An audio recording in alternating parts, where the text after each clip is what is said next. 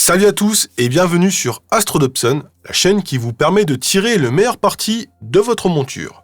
Le saviez-vous, votre raquette est équipée d'un port USB et ce port USB ne sert pas qu'à la mise à jour du firmware qui est dedans. Et non, le port USB peut aussi servir à piloter votre monture avec votre PC et c'est l'objet de notre vidéo du jour. Alors on va faire un petit peu différemment de d'habitude. Je vais vous passer l'enregistrement de la vidéo que j'ai tournée il y a quelques jours en conditions réelles. Et puis si ça vous intéresse, restez après, je vous montre comment configurer tout ça. Voilà, donc mon télescope est à l'horizontale, orienté vers le nord. Je l'ai allumé. Et au niveau de la raquette, j'ai donc mis... alors les coordonnées, on les met une fois, il les garde en mémoire, mais j'ai bien ajusté l'heure. Et maintenant, je suis côté PC dans Ascom Device Hub et je vais lui dire quel télescope choisir. Donc le Skywatcher télescope, propriété. Et là, donc il m'a trouvé le COM10. Alors chez vous, ça sera peut-être différent. Mais normalement, il trouve vraiment que le COM du télescope. Je vais mettre mes coordonnées. Alors ça, malheureusement, il les enregistre pas. Faut les remettre à chaque fois. C'est un peu dommage. Mais au bout d'un moment, du coup, on les connaît par cœur. Je valide. Et puis, je connecte le télescope. Le petit panneau de contrôle qui permet de le faire bouger, en fait. Et tout de suite, j'enclenche le tracking pour avoir le suivi sidéral. Je passe côté Stellarium. J'ai créé aussi un télescope dédié Ascom sur le Device Hub. Je le connecte et là vous allez voir, le télescope va se retrouver normalement à l'origine. Donc c'est vraiment important d'avoir un télescope à l'horizontale et bien orienté vers le nord.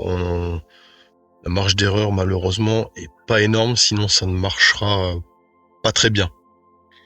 On va côté Nina. Ma caméra est branchée. J'ai fait le focus avant d'ailleurs. Je vais connecter le télescope. Et je vais dans Framing Assistant. On va alléger la vue un petit peu. Voilà, pour avoir une vue un peu plus light. Alors c'est vrai que c'est un peu chargé. Non, du coup, je vais plutôt aller dans Stellarium. Voilà. Et on va lui dire d'aller sur la Grande Ourse. Donc, je vais sélectionner Stellarium.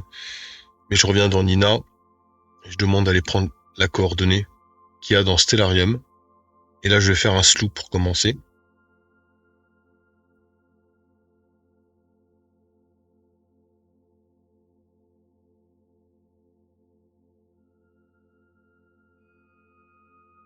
On voit le télescope arriver.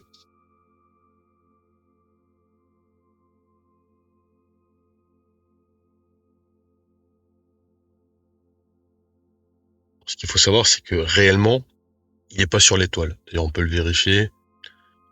À moins que vous ayez réellement bien fait votre initialisation. Normalement, il n'est pas du tout dessus. Voilà. Alors, ce qu'on va faire, c'est qu'on va utiliser le PET Solving.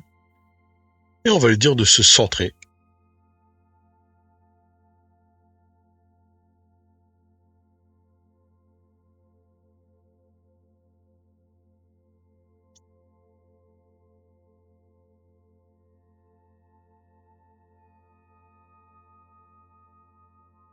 On est à un peu moins de 2 degrés d'erreur.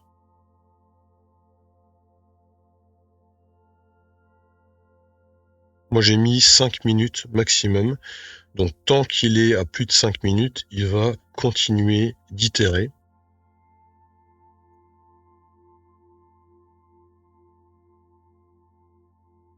Voilà, 2 minutes.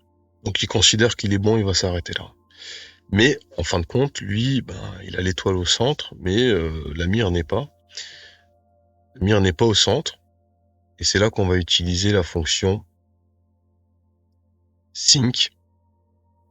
pour recentrer, donc corriger cette erreur.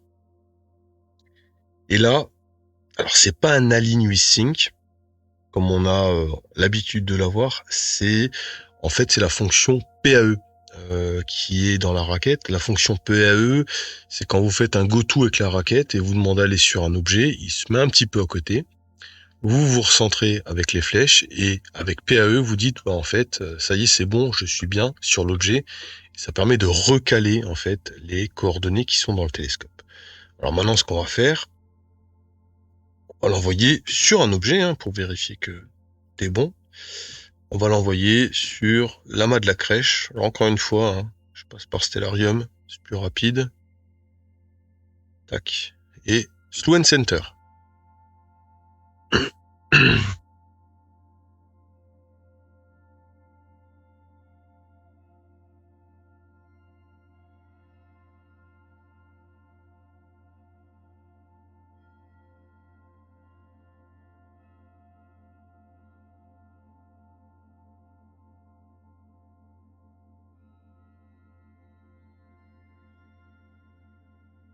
Alors, bien sûr, il va nous dire qu'il est parfaitement dessus, ce qui ne va pas être le cas, mais c'est pas grave, puisque le plate solving va permettre de corriger ceci. Il est à 2 degrés. À mon avis, il va en refaire au moins 2.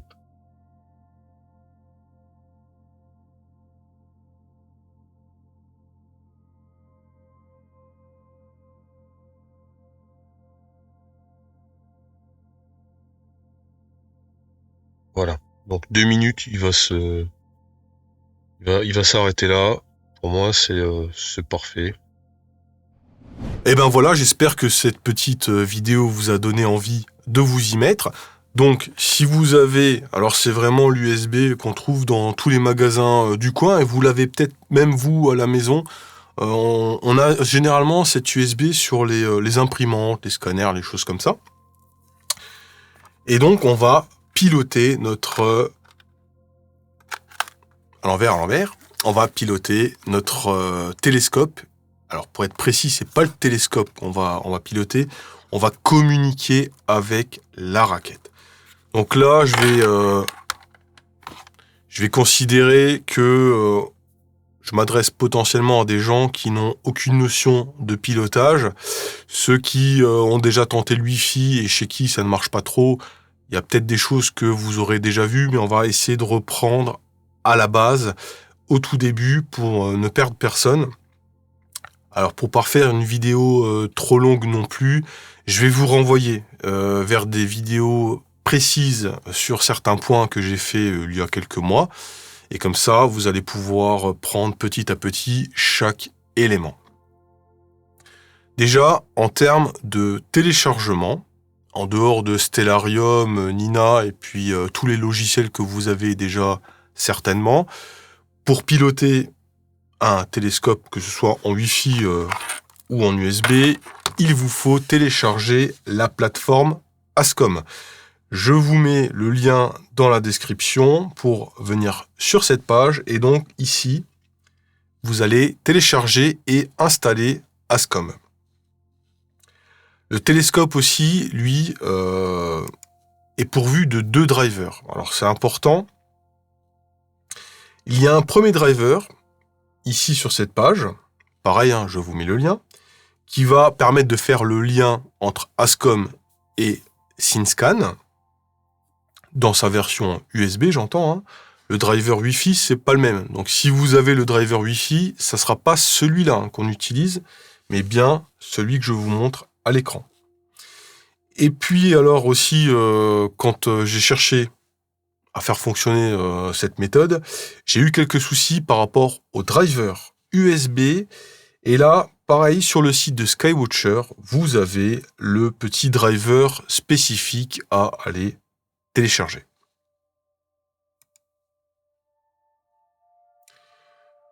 Au niveau création du télescope virtuel sous Stellarium, je vous laisse aller regarder la vidéo dont le lien s'affiche en haut de votre écran, mais je le mets aussi dans la description. vidéo qui décrit comment on crée un télescope sous Stellarium et comment on le pilote. Concernant Nina, alors ça peut être Nina comme APT, hein. J'ai fait 2 vidéos sur la prise en main de Nina. Pareil, je vous mets les liens dans la description et puis le premier de la série s'affiche en haut de votre écran. Et la notion qu'on a abordée qui est très importante, le plate solving. Alors là, encore une fois, j'ai fait une vidéo complète sur le sujet. Alors, c'était avec APT, c'était pas avec Nina.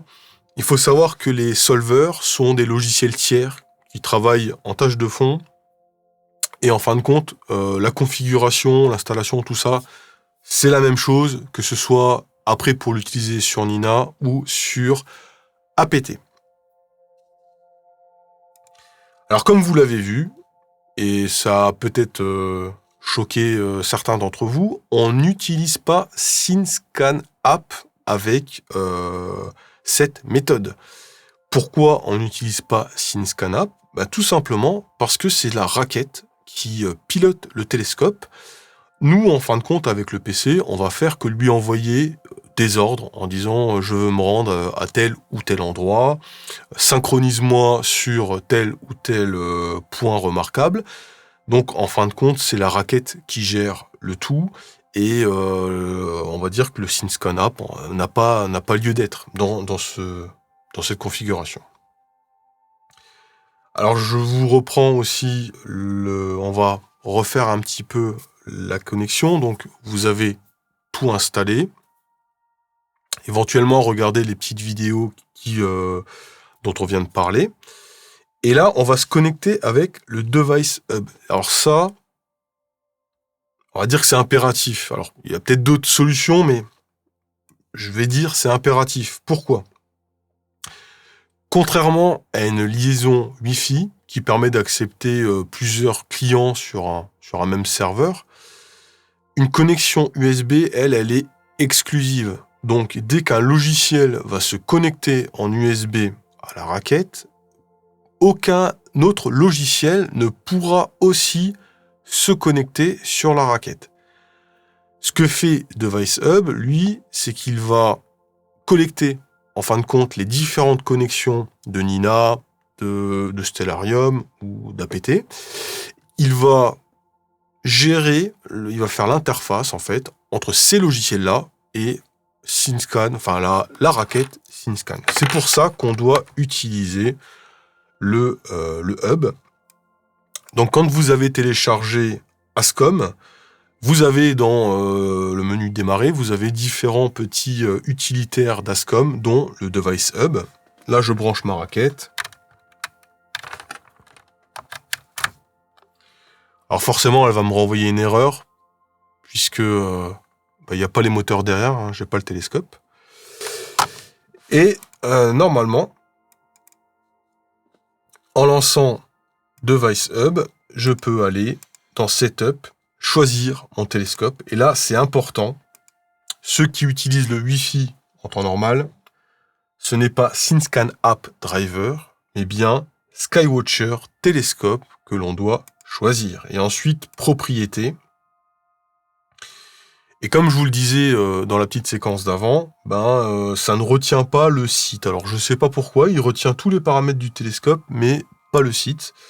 Donc il faut le ressaisir à chaque fois. C'est peut-être ça qui est un petit peu pénible. Et on a bien le COM 10 encore une fois. Donc sur mon PC, la raquette est reconnue en tant que COM 10. Je valide. Et je connecte mon télescope. Alors, j'ai pas SceneScanApp, j'ai pas accès aux flèches pour faire bouger le télescope. Et en fait, si ce petit panel là, globalement fait la même chose. On choisit la vitesse de déplacement et puis on a les petites flèches. Le seul truc un peu bizarre, c'est que en fait, ils ont inversé gauche-droite ou est-ouest. Alors je sais pas pourquoi. Mais si vous avez l'habitude de cliquer sur la flèche droite pour aller à droite, là, va falloir faire l'inverse. Et pour le backlash, c'est plus flèche droite, flèche haute, mais flèche gauche, flèche Le tracking pour mettre le télescope tout de suite en suivi sidéral. Le télescope, il est à l'origine, il connaît ses coordonnées, donc on peut enclencher le tracking, ça va pas poser de soucis, il va se mettre tout de suite à la bonne vitesse. C'est aussi ça qui est très intéressant. Et là maintenant, je peux aller dans Stellarium, contrôle 0 pour lancer le menu de gestion des télescopes. Mon télescope, il est là, je le connecte. Et là, fatalement, il va me le mettre à un endroit, certainement, voilà. Il me le met à un endroit un peu chelou. Bon, on n'a pas les moteurs, on n'a pas initialisé, c'est un peu normal. Mais on a bien le télescope qui est reconnu. La configuration, je vais vous la montrer. C'est bien ASCOM. Et encore une fois, contrairement à la méthode Wi-Fi, on sélectionne bien le télescope Device Hub. ASCOM Device Hub télescope.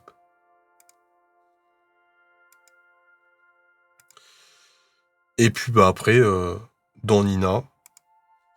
Alors là, je pense que si vous savez un petit peu ce que permet de faire Nina quand on y connecte un télescope, le plate solving, ça veut dire qu'à partir de maintenant, vous allez pouvoir cibler des objets du ciel profond en étant sûr d'être au centre. Ça, c'est juste génial.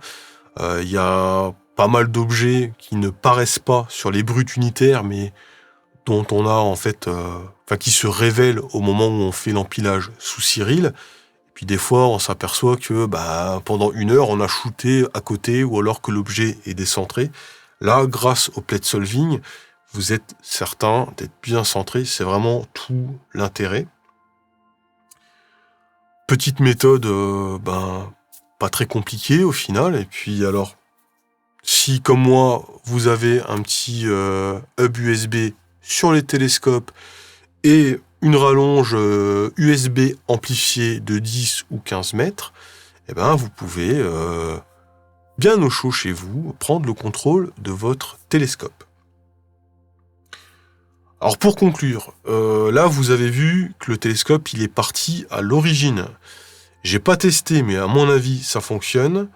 Je pense qu'il est possible de faire l'alignement 2 étoiles, on va dire méthode classique, avec la raquette, et ensuite en connectant la prise USB sur l'ordinateur, vous aurez le télescope qui sera plus ou moins dans la position grâce au PAE. Ah oui, ça j'en ai pas parlé. Le PAE, c'est donc le système qui est intégré à la raquette SynScan et qui permet de recaler les erreurs quand on fait un déplacement. Donc là, on n'aura pas d'Align with Sync, on aura un PAE, ça veut dire que de base, il faut essayer d'être pas trop loin de l'objet que l'on souhaite viser. Voilà, petite méthode simple mais vraiment puissante qui va changer la vie, à mon avis, de pas mal de gens. Dédicace particulière à notre ami Maxime, qui possède un Mac avec SynScan depuis la nuit des temps, depuis toujours, et qui ne savait pas et qui attend cette vidéo avec impatience. Alors vas-y Maxime, au boulot maintenant. Et merci aussi à Sébastien qui m'a bien aidé. Ça fait quelques semaines qu'on est en contact parce qu'on avait des problèmes de pilotage en Wi-Fi de nos montures et en fait on a trouvé cette idée de piloter en USB un matin, il y a 2 semaines je crois, et on s'est mis une grosse journée dessus, c'est comme ça qu'est arrivé le tuto que vous venez de voir. Et comme d'habitude, je vous dis au boulot, et puis à très vite pour de nouvelles vidéos.